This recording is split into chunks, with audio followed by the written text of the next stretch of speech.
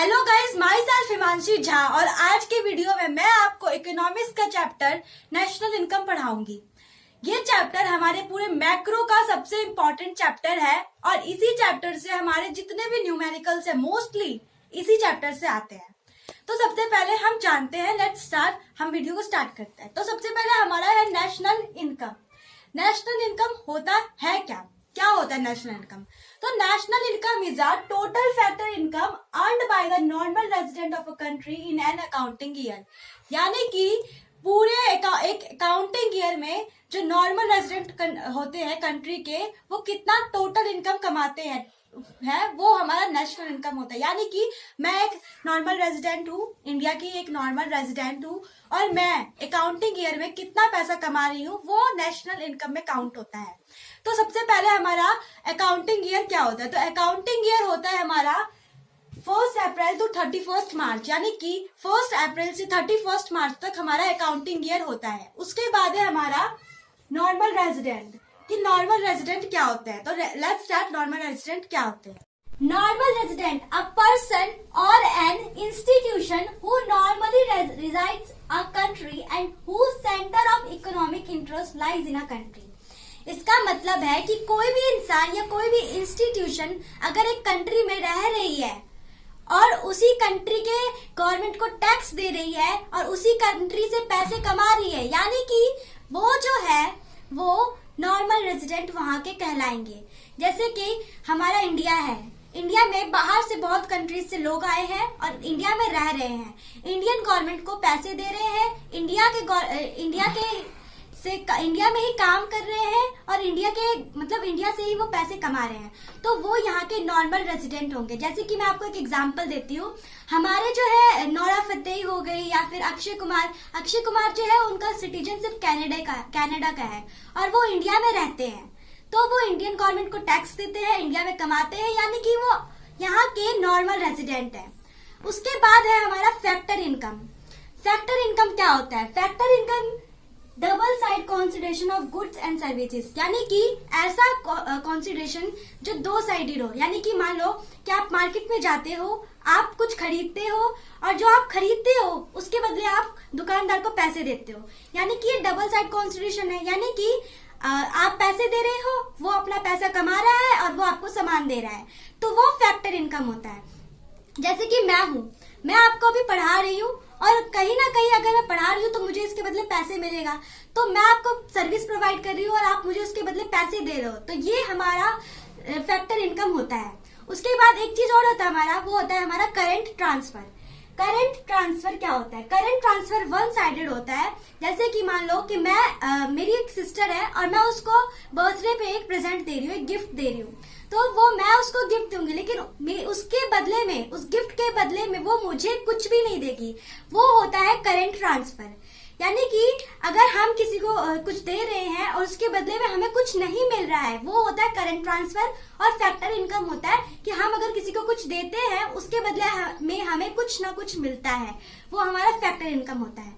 अब उसके बाद है हमारा दो और चीज हमारा इसमें इंपॉर्टेंट है, वो है सिटीजन और एनआरआई। सिटीजन वो होते हैं जो उस कंट्री में पैदा होते हैं, उस कंट्री में रहते हैं और उसी कंट्री के गवर्नमेंट को टैक्स देते हैं, उसी कंट्री में कमाते हैं। जैसे कि मैं हूँ, मेरे पापा है, मेरे भाई है या फिर कोई और, यानी कि आप हो, आपके फादर है, वो इंडिया में ही पैदा हुए हैं, इंडिया में ही रह रहे हैं, इंडियन गवर्नमेंट को टैक्स दे रहे हैं और इंडिया से ही कमा रहे हैं, वो हमारे होते हैं सिटीजन। जैसे इंडियन सिटीजन जो, और सबसे इम्पोर्टेंट इंडियन सिटीजन, अगर आप इंडिया के सिटीजन हो तो आप इंडिया में अगर इलेक्शन होता है तो आप वोट दोगे, अगर आप 18 ईयर्स से ऊपर के हो तो आप वोट दोगे। और एनआरआई क्या होता है? एनआरआई होता है जो पैदा इंडिया में हुआ है, बड़ा भी इंडिया में हुआ है, लेकिन अगर उसको काम करना है, वो जॉब कर रहा है, तो वो बाहर की कंट्रीज में जाके जॉब करेगा। जैसे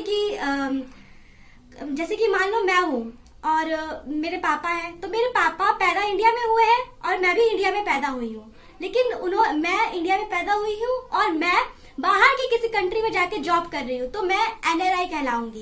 यानी कि मैं मान लो कि मैं अमेरिका चली जाती हूँ और अमेरिका में जॉब कर रही हूँ, अमेरिकन गवर्नमेंट को पैसे दे रही हूँ, टैक्स दे रही हूँ और वहीं से कमा रही हूँ, तो मैं एक NRI हूँ। लेकिन इसका मतलब ये नहीं है कि मैं अमेरिका की एक सिटीजन हो जाऊंगी। मैं सिटीजन इंडिया की ही रहूंगी, लेकिन मैं काम अमेरिका में कर रही हूँ। मैं इंडिया नॉन रेजिडेंट इंडियन हूँ, NRI हूँ। तो ये NRI और सिटीजनशिप होता है। ओके, तो अब हम नेशनल इनकम के रिलेटेड एग्रीगेट्स पढ़ते हैं। नेशनल इनकम के रिलेटेड एग्रीगेट्स, पहला है उसमें GDP, NDP, GNP और NNP। GDP gross domestic product, NDP net domestic product, GNP gross national product और NNP net national product.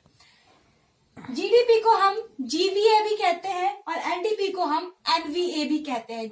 GVA का मतलब है ग्रॉस वैल्यू एडेड और NVA का मतलब है नेट वैल्यू एडेड। इन सब के दो दो टाइप्स होते हैं, एक होता है हमारा MP और एक होता है हमारा FC। MP यानी कि मार्केट प्राइस और FC यानी कि फैक्टर कॉस्ट। तो ये थे हमारे इसके रिलेटेड एग्रीगेट्स। हम इसको फॉर्मूले के तौर पर कैसे पढ़ेंगे, तो उसके लिए मैंने एक छोटा सा ट्रिक सोचा है। वो ट्रिक ये है कि जो हमारा पहला, दूसरा, तीसरा ये है, उसको हम उसका फर्स्ट वर्ड लिखेंगे और उसके बाद जो उसका मतलब होता है वो लिखेंगे। जैसे कि ग्रॉस डोमेस्टिक प्रोडक्ट GDP, तो G का मतलब होता है हमारा ग्रॉस, D का मतलब होता है हमारा डोमेस्टिक और P का मतलब होता है हमारा प्रोडक्ट। उसके बाद अगर N पहले नंबर पे हो तो नेट और अगर N दूसरे नंबर पे हो तो नेशनल। MP यानी कि मार्केट प्राइस और FC यानी कि फैक्टर कॉस्ट। तो ये हमारे रिलेटेड एग्रीगेट्स थे। अब सबसे इंपॉर्टेंट हमारा इसमें रिलेटेड एग्रीगेट्स ही होता है। अगर हम रिलेटेड एग्रीगेट्स को आगे पीछे करना, उसके फॉर्मूलेस को सॉल्व करना सीख ले तो हमारा जो तीनों मेथड है, वैल्यू एडेड, एक्सपेंडिचर और इनकम मेथड, इसको हम बहुत आसानी से सॉल्व कर सकते हैं। तो अभी हम इसके फॉर्मूलेस पढ़ेंगे। तो इसके जो रिलेटेड एग्रीगेट्स हैं उसको आगे पीछे करके बहुत सारे फॉर्मूलेस बने हैं और अगर हमने इस फॉर्मूलेस को सॉल्व कर लिया तो हमारा जो तीनों मेथड है वो आराम से सॉल्व हो सकता है। तो पहला फॉर्मूला है हमारा gross minus depreciation is equals to net. यानी कि जब हमें ग्रॉस से नेट में जाना होता है तो डेप्रिसिएशन को माइनस करना होता है। डेप्रिसिएशन क्या होता है? डेप्रिसिएशन होता है फॉरेन करेंसी से डोमेस्टिक करेंसी की वैल्यू कम हो जाना। यानी कि जो हमारा इंडियन करेंसी है रुपीज, उसकी जो वैल्यू है वो फॉरेन करेंसी जैसे कि डॉलर, पाउंड, इन सबसे कम होती है मार्केट प्राइसेस की वजह से। मार्केट में जो हमारा गुड सर्विसेज होता है उसकी वजह से जो डोमेस्टिक करेंसी होती है फॉरेन करेंसी से कम उसकी वैल्यू हो जाती है, वो हमारा डेप्रिसिएशन कहलाता है। उसके बाद होता है हमारा domestic plus NFIA is equals to national. अगर हमें डोमेस्टिक से नेशनल में जाना होता है तो हमें NFIA उसमें प्लस करना होता है। डोमेस्टिक में अगर हम NFIA प्लस करेंगे तो हमारा नेशनल आ जाएगा। तो NFIA क्या होता है? NFIA होता है net factor income from abroad. यानी कि विदेशों से आने वाला पैसा, वो होता है हमारा NFIA। मान लो कि अमेरिका को हमने कुछ दिया और अमेरिका ने उसके बदले हमें पैसे दिए, तो अमेरिका जो पैसे दे रहा है वो फ्रॉम अब्रॉड यानी कि अब्रॉड से, यानी कि विदेशों से आने वाला पैसा है। NFIA को निकालने का तरीका होता है, NFIA को अगर हमें निकालना हो तो हमें net factor income from abroad minus net factor income to abroad. यानी कि विदेश से आया हुआ पैसा और विदेश को गया हुआ पैसा। विदेश से आया हुआ पैसे का मतलब है कि अगर हमने किसी गुड्स एंड सर्विसेज अमेरिका को प्रोवाइड किया है तो अमेरिका जो है वो पैसे देगी, तो वो विदेश से आया हुआ पैसा है। और अगर अमेरिका ने हमें कुछ दिया है तो हम अमेरिका को कुछ पैसे देंगे, तो वो विदेश को गया हुआ पैसा, यानी कि विदेश को वो पैसा गया है, तो वो होता है हमारा NFIA। NFIA निकालने का फॉर्मूला होता है net factor income from abroad minus net factor income to abroad. उसके बाद होता है हमारा MP माइनस का NIT is equals to FC। MP multiple price को अगर हमें फैक्टर कॉस्ट में चेंज करना होता है तो हमें MP में NIT को माइनस करना पड़ता है। NIT क्या होता है? NIT होता है हमारा net indirect tax. Net indirect tax. और अगर हमें NIT निकालना हो तो हमें इनडायरेक्ट टैक्स को सब्सिडी से माइनस करना पड़ता है। इनडायरेक्ट टैक्स हमें पता है कौन कौन से होते हैं, जो डायरेक्ट पब्लिक पे नहीं दिए जाते, यानी कि जैसे कि पब्लिक को डायरेक्ट नहीं दिए जाते, यानी डायरेक्ट पब्लिक से नहीं लिए जाते, जैसे कि मान लो जीएसटी हो गया, या फिर जो हमारे एक्सेस ड्यूटी है, या फिर इंपोर्ट ड्यूटी है, ये सब डायरेक्ट पब्लिक से नहीं लिए जाते। जैसे दुकानदार होते हैं, जो हमारे कंपनी के ऑनर होते हैं, वो उसको दुकानदार पे थोपते हैं। दुकानदार जो होते हैं वो नॉर्मल रेजिडेंट यानी कि पीपल जो हमारे कंट्री के नॉर्मल रेजिडेंट होते हैं उन पे थोप देते हैं, और फिर वो उनका टैक्स देते हैं। तो जो इनडायरेक्ट टैक्स होता है, जो डायरेक्ट नहीं लिया जाता किसी इंसान से, यानी कि मतलब डायरेक्ट नहीं लिया जाता, इनडायरेक्ट तरीके से लिया जाता है, वो हमारा नेट इनडायरेक्ट टैक्स होता है। और सब्सिडीज होती है जो गवर्नमेंट प्रोवाइड करती है गरीब लोगों को, वो हमारी सब्सिडी होती है। तो एनआईटी निकालने का हमारा फॉर्मूला होता है इनडायरेक्ट टैक्स माइनस सब्सिडी। सबसे पहले हमारा वैल्यू एडेड मेथड, जिसको हम प्रोडक्ट मेथड भी कहते हैं। वैल्यू एडेड मेथड का हमारा प्रोडक्ट होता है, यानी कि जिसको हम वैल्यू एडेड मेथड में निकालते हैं, वो होता है हमारा जीडीपी एट एमपी या फिर GV at MP. GDP at MP का मतलब होता है gross domestic product at market price, और जीवी एट एमपी का मतलब है gross value added at MP, यानी कि मार्केट प्राइस, दोनों एक ही होता है। उसके बाद होता है हमारा जीडीपी एट एमपी को हम निकालते कैसे हैं। तो इसको निकालने का हमारा दो चीज है, पहला है हमारा वैल्यू ऑफ आउटपुट और दूसरा है intermediate consumption. Value of output minus intermediate consumption is equal to में जीडीपी एट एमपी, यानी कि अगर हमें जीडीपी एट एमपी निकालना है तो वैल्यू ऑफ आउटपुट को इंटरमीडिएट कंजप्शन से माइनस करना पड़ेगा। इंटरमीडिएट कंजप्शन होता है हमारा रॉ मटेरियल, कच्चा माल, यानी कि primary goods are intermediate consumption, all the raw materials are intermediate consumption. याद रखना, रॉ मटेरियल होता है हमारा इंटरमीडिएट कंजप्शन, कैपिटल गुड्स हमारा इंटरमीडिएट कंजप्शन कभी नहीं हो सकता। उसके बाद है हमारा जो वैल्यू ऑफ आउटपुट है, वो उसको निकालने के तरीके। हमें क्वेश्चन में कभी कभार ऐसा गिवन होता है कि वैल्यू ऑफ आउटपुट गिवन ना हो, तो उसके बदले हमें ये तीन चीज गिवन होंगे जिससे हम वैल्यू ऑफ आउटपुट निकाल सकते हैं। तो पहला है हमारा सेल्स, दूसरा है चेंज इन स्टॉक और परचेज। सेल्स मतलब कि कितना हमने बेचा, डोमेस्टिक यानी चेंज इन स्टॉक यानी कि स्टॉक जो है उनके पास उसमें कितनी चेंजिंग हुई, और फिर है हमारा परचेज यानी कि कितना माल खरीदा गया। तो अगर हमें वैल्यू ऑफ आउटपुट निकालना होता है तो sales plus change in stock minus purchases, sales plus change in stock minus purchases, इससे हमारा वैल्यू ऑफ आउटपुट निकल जाता है।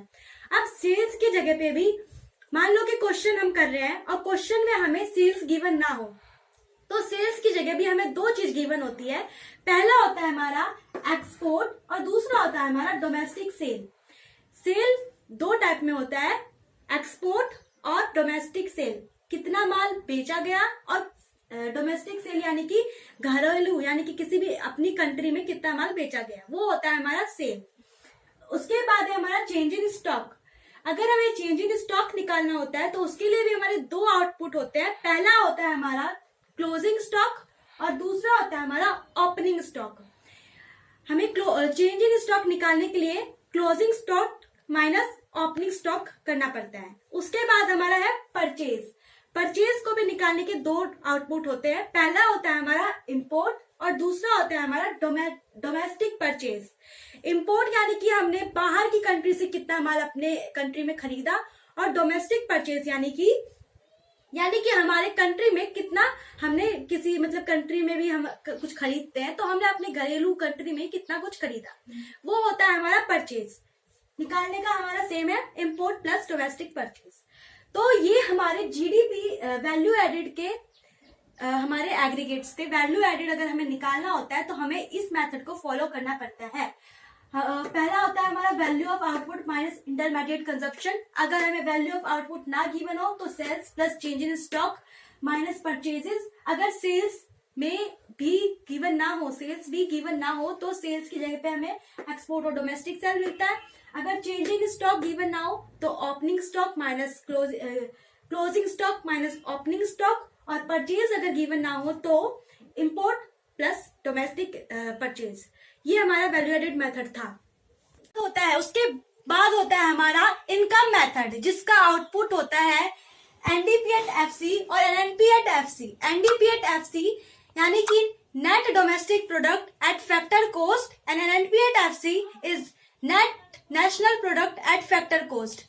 डी यानी कि डोमेस्टिक, जो घरेलू तौर पर होता है वो होता है हमारा एनडीपी एट एफसी, और जो नेशनल लेवल पर होता है वो होता है NNP at FC.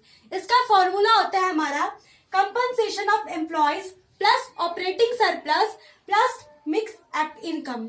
Compensation of employees, ना कि एम्प्लॉयर्स, एम्प्लॉयज जिसमें हम जितने भी हमारे एम्प्लॉयज होते हैं उनकी सैलरीज, वेज या बोनस इनको काउंट नहीं करते हैं। कंपनसेशन ऑफ एम्प्लॉयज वो होता है जिसमें हम सैलरीज, वेजेस और जो हमारा बोनस होता है उसको काउंट नहीं करते हैं, तो वो कंपनसेशन ऑफ एम्प्लॉयज होता है। एम्प्लॉयर्स हम इसमें नहीं लिखेंगे, हमारा एम्प्लॉयज होता है। उसके बाद होता है हमारा ऑपरेटिंग सरप्लस और मिक्स्ड इनकम। ये हमारा एनडीपी एट एफसी का फॉर्मूला होता है। अगर हमें कंपनसेशन ऑफ एम्प्लॉयज ना गिवन हो तो उसकी जगह पे हमें ये आउटपुट्स गिवन होती है। कंपनसेशन ऑफ एम्प्लॉयज का आउटपुट होता है, पहला होता है हमारा वेजेस और सैलरीज, वेजेस और सैलरीज। दूसरा होता है payment in kind, payment in kind. तीसरा होता है हमारा पेंशन और रिटायरमेंट, और चौथा होता है हमारा एम्प्लॉयर्स कॉन्ट्रीब्यूशन।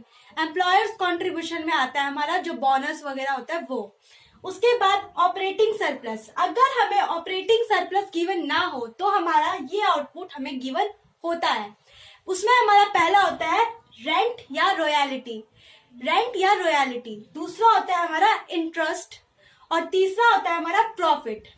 प्रॉफिट भी अगर हमें गिवन ना हो तो उसके भी तीन आउटपुट्स होते हैं।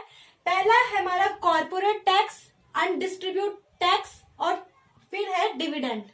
ये हमारे प्रॉफिट के आउटपुट्स होते हैं। ये हमारा ऑपरेटिंग सरप्लस होता है। अगर हमें ऑपरेटिंग सरप्लस गिवन ना हो तो rent plus interest plus profit, और अगर प्रॉफिट भी गिवन ना हो तो कॉर्पोरेट टैक्स, अनडिस्ट्रीब्यूट टैक्स और डिविडेंड। उसके बाद है हमारा मिक्स्ड इनकम। मिक्स्ड इनकम हमारा मिक्स्ड इनकम होता है, जो हमारा मिला जुला इनकम होता है वो मिक्स्ड इनकम। ये हमारा नेशनल इनकम था जिसका फॉर्मूला है compensation of employees plus operating surplus plus mixed income. Compensation of employees is wages और salary, payment in kind, pension और retirement and employers contribution. Operating surplus is rent, royalty, interest, profit, profit is corporate tax, undistributed tax and dividend. It is income method. And now we are come to expenditure method. Expenditure method. Expenditure method का output होता है GDP at MP and NDP at MP, gross domestic product at market prices, and NDP, national domestic product at market prices. इसको निकालने का हमारा formula होता है, GDP at MP निकालने का फॉर्मूला होता है C plus I plus G plus X minus M. C is private consumption, G is government consumption, I is investment, and X is export, and M is import. यानी कि जब हमें GDP at MP निकालना होता है तो हमें private consumption plus government consumption, यानी कि प्राइवेट कंजप्शन मतलब कि जो हमारे प्राइवेट लोग हैं यानी कि जो पब्लिक है उसके द्वारा कितना कंजप्ट किया गया है, कितना उपभोग किया गया है, और गवर्नमेंट कंजप्शन यानी कि सरकार द्वारा कितना उपभोग किया गया है। It's private consumption and government consumption. Investment यानी कि कितना इन्वेस्ट किया गया है, वो इन्वेस्टमेंट मतलब कितना निवेश किसी भी चीजों पे किया गया है वो इन्वेस्टमेंट होता है। तो कितना इन्वेस्ट किया गया है उसके साथ साथ कितना एक्सपोर्ट और इंपोर्ट हुआ है कंट्री में, वो हमारा X माइनस M होता है। ये हमारा GDP एट MP निकालने का फॉर्मूला होता है। लेकिन अगर इसी केस में हमें NDP एट MP निकालना होता है तो उसमें हमें इन्वेस्टमेंट में चेंज करना पड़ता है। क्या चेंजेस होते हैं? तो NDP एट MP का फॉर्मूला होता है same C plus I plus G plus X minus AM। लेकिन इसमें जो इन्वेस्टमेंट होता है, अगर बाय चांस इन्वेस्टमेंट गिवन ना हो तो हमें इन्वेस्टमेंट की जगह पे दो चीजें मिलती है। उसमें पहला होता है हमारा कंजप्शन ऑफ फिक्स्ड कैपिटल, और दूसरा होता है हमारा चेंज इन स्टॉक।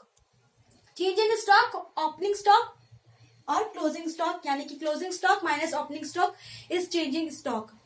और कंजप्शन ऑफ फिक्स्ड कैपिटल यानी कि फिक्स्ड गुड्स जो होते हैं उस पर कितना कंजप्ट किया गया है, इट्स इन्वेस्टमेंट, कितना इन्वेस्टमेंट फिक्स्ड कैपिटल पे किया गया है, वो हमारा कंजप्शन ऑफ फिक्स्ड कैपिटल। तो एनडीपीएट एमपी अगर हमें निकालना होता है तो हमें उसमें इन्वेस्टमेंट में चेंजेस मिल सकती है कि अगर इन्वेस्टमेंट गिवन ना हो तो कंजप्शन ऑफ फिक्स्ड कैपिटल और चेंज इन स्टॉक हमें गिवन होता है। तो ये हमारा एक्सपेंडिचर मेथड था, इसमें हमें जीडीपीएट और एनडीपीएट एमपी निकालना होता है। इसके साथ साथ हमारे कुछ ऐसी चीजें होते हैं जिनका नाम अलग अलग चीजों में दिया जाता है, जैसे कि अभी मैं बताती हूँ आपको।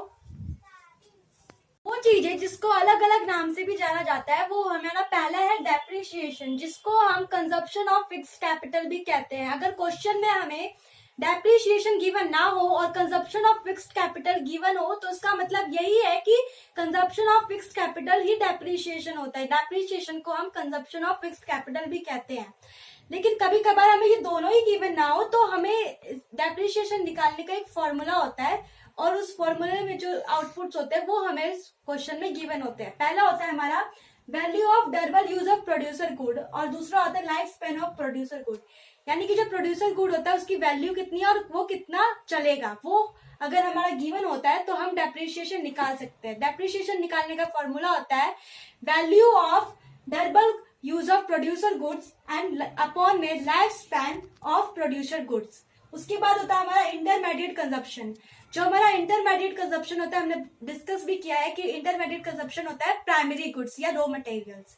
तो इसको इस तरीके से भी लिख सकते हैं हम, single use of producer goods, यानी कि जो एक बार यूज हो वो प्रोड्यूसर गुड्स इंटरमीडिएट कंजप्शन होता है। तो ये हमारा नेशनल इनकम था, इसमें हमने उसके रिलेटेड एग्रीगेट्स और तीनों मेथड के फॉर्मूलेस पढ़े। हम इन तीनों मेथड्स के फॉर्मूलेस पढ़े हैं और इसके क्वेश्चंस हम अपने नेक्स्ट वीडियो में डिस्कस करेंगे।